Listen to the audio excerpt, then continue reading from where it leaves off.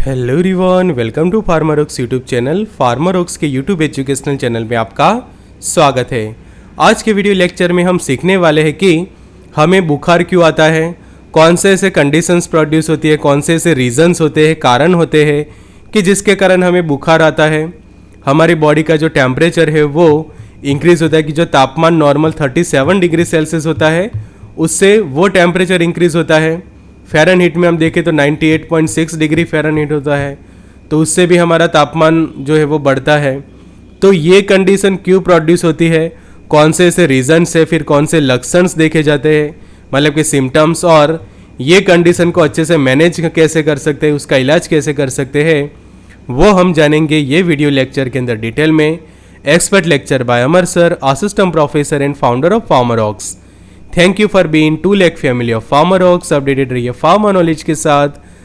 तो एक्सेस करिए study material, test series, video lecture Farmer Oaks के ऐप ऊपर।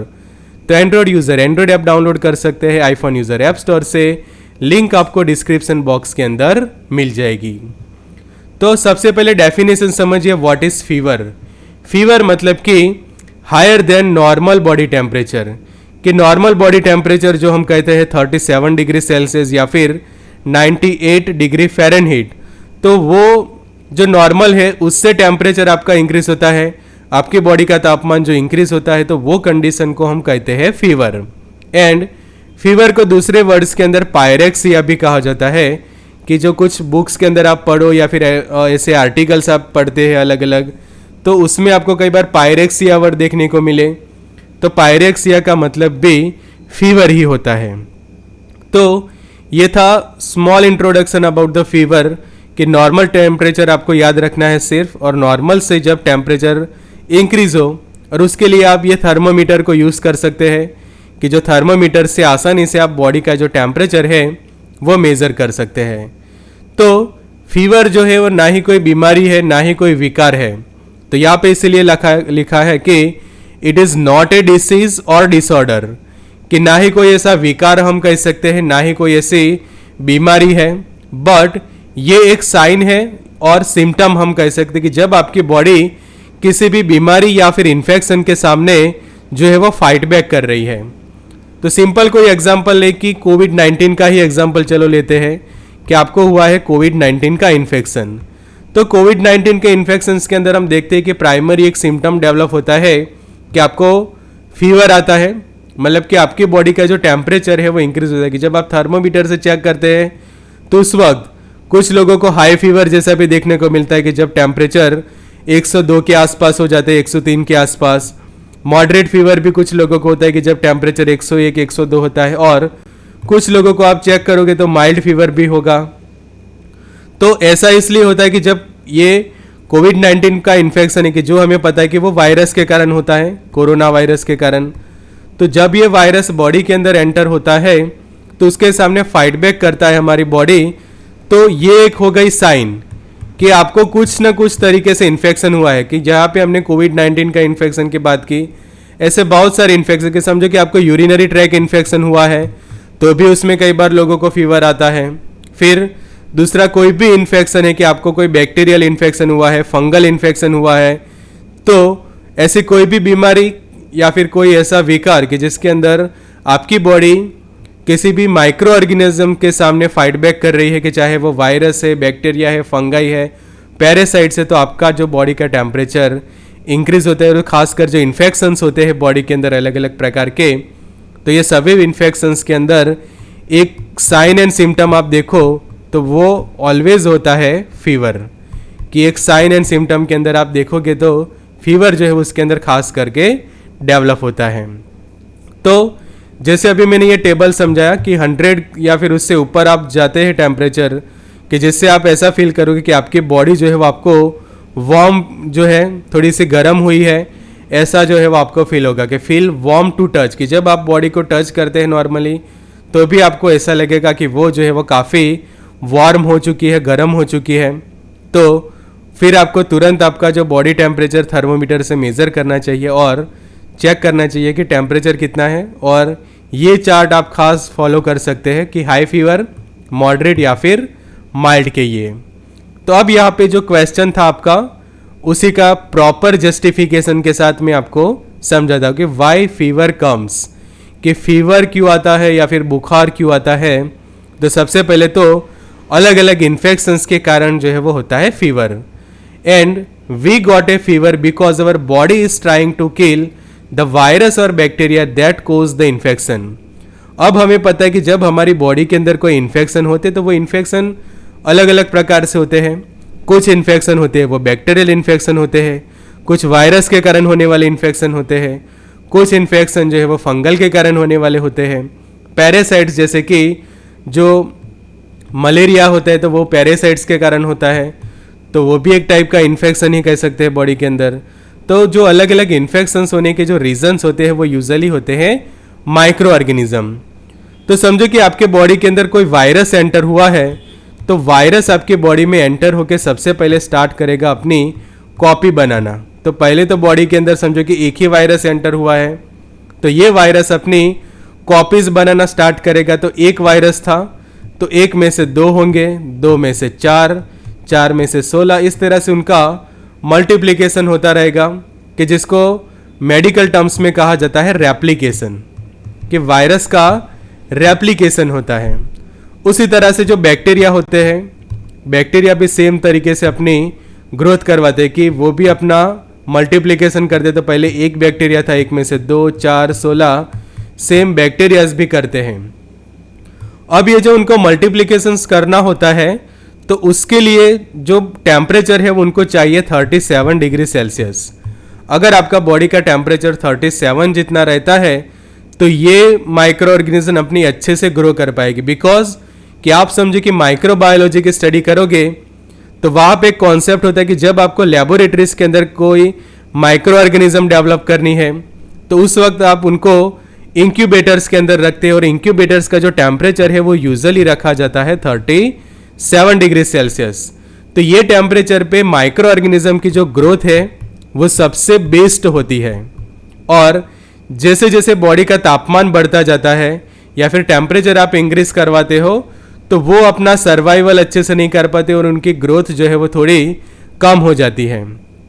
तो जब आपकी बॉडी के अंदर ये वायरस या बैक्टीरिया एंटर होकर अपनी मल्टीप्लिकेशन प्रोसेस स्टार्ट करते हैं तो उस वक्त आपकी बॉडी जो है वो अपना टेम्परेचर इंक्रीज कर देती है, कि जिससे इनकी ये जो रेप्लिकेशन की जो प्रोसेस है या फिर मल्टीप्लिकेशन की जो प्रोसेस है वो हो जाती है स्लो, कि जो काफ़ी फास्ट कई बार ये रेप्लिकेशन हो जाता है, काफ़ी फास्ट ग्रो हो जाती है।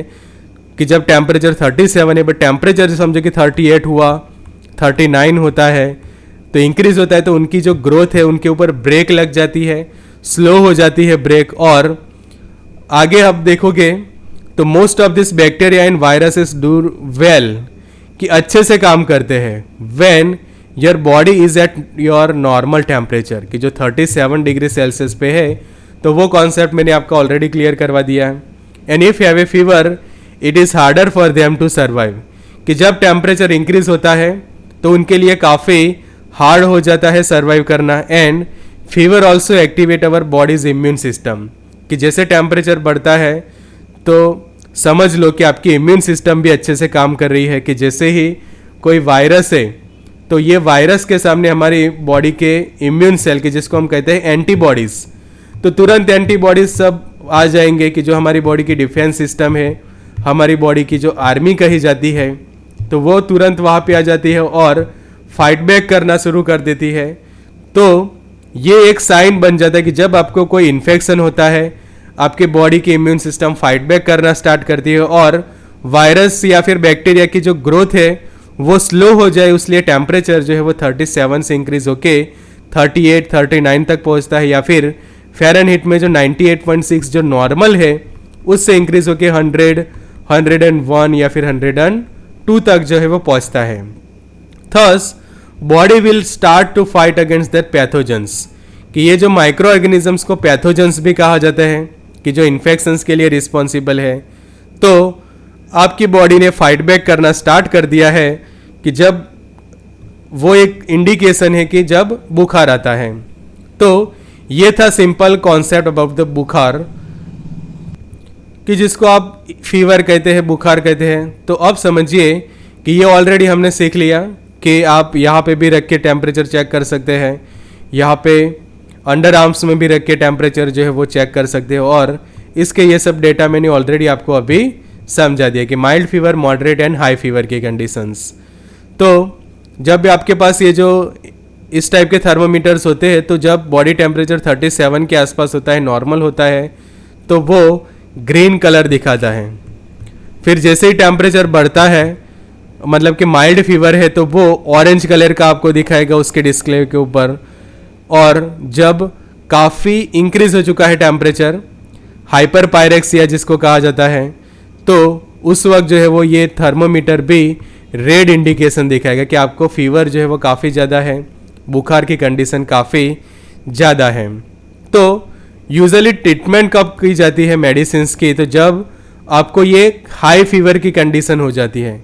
नॉर्मल जो बुखार होता है, जो माइल्ड फीवर होता है, तो वो अपने आप भी कई बार ठीक हो जाता है कि जो यहाँ पे कंडीशन है कि जो येलो की कंडीशन है वो ऑटोमेटिकली बैक होके ग्रीन की ओर भी चली जाती है।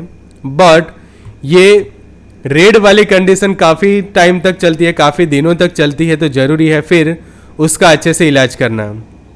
तो जो हमने अभी सीखा कि बुखार क्यों आता है, तो उसके कुछ और भी रीज़न है। तो एक तो वायरस आपकी बॉडी के अंदर एंटर हुआ है, बैक्टीरियल इन्फेक्शन है, हीट एक्सडोसन जो हम कहते हैं उसके कारण, कुछ इन्फ्लामेशन के आपकी बॉडी के अंदर सूजन वगैरह है, इन्फ्लामेशन है। जैसे कि हम आर्थराइटिस की बात करते हैं, तो आर्थराइटिस के अंदर भी सूजन होता है। ट्यूमर है, आपको कैंसर की कंडीशन है, तो भी फीवर जो है वो आपको होता है। फिर आप देखो तो वैक्सीनेशन की, जब आप कोई वैक्सीन लगवाते हैं, तो वैक्सीन लगवाने के बाद भी बॉडी टेम्परेचर जो है वो इंक्रीज होता है, तो वो भी एक नॉर्मल साइन बनता है। फिर over heating of the body, आपकी बॉडी काफ़ी गर्म हो गई है, डिहाइड्रेशन समझो कि हो चुका है, आर्थराइटिस है, कुछ मेडिकेशंस के साइड इफेक्ट के कारण होता है, कैंसर के अंदर के कारण हो सकता है, ऑटो इम्यून डिसीजेस के कारण, drug abuse, alcohol withdrawal, viral infection, sinusitis, chicken pox, malaria, pneumonia, urinary track infection, gastroenteritis, मतलब कि गैस्ट्रिक एसिड रिलेटेड आपको प्रॉब्लम्स है, एक्सटीडी जो है वो कि सेक्सुअली ट्रांसमिटेड डिसीजेज है, तो ये सभी के अंदर आपको फीवर आ सकता है। फिर कुछ ऐसे मेडिकेशंस की जो एंटीबायोटिक्स होते हैं उनके साइड इफेक्ट, फिर हाई ब्लड प्रेशर के मेडिकेशन, सीजर्स की कंडीशन, फिर इम्यूनाइजेशन की जो कंडीशन कि आप कोई भी वैक्सीन लेते हैं तो भी आपको फीवर आता है। सिम्टम हम देखें तो स्वेटिंग, पसीना होना, चिल्स एंड शिवरिंग, कुछ लोगों को ठंड लगती है, हेडेक होता है, सर दर्द होता है, मसल पेन होता है, लॉस ऑफ एपेटाइट, भूख कम हो जाती है। फिर इरिटेबिलिटी, मतलब कि आपको काफ़ी इरिटेशन फील होता है, डिहाइड्रेशन जैसा हो सकता है, वीकनेस मतलब कि फटीग, थकान जैसा फील होता है। तो ये सभी कंडीशंस डेवलप होते हैं कि जब आपको बुखार आता है। डायग्नोसिस कैसे करें? तो सिंपल, एक तो फिजिकल एग्जामिनेशन, क्योंकि जब आपकी बॉडी को कोई टच करे तो पर्सन को डायरेक्टली टच करके भी पता चल सकता है कि उसका टेम्परेचर इंक्रीज हो, तो आपको पता चलेगा।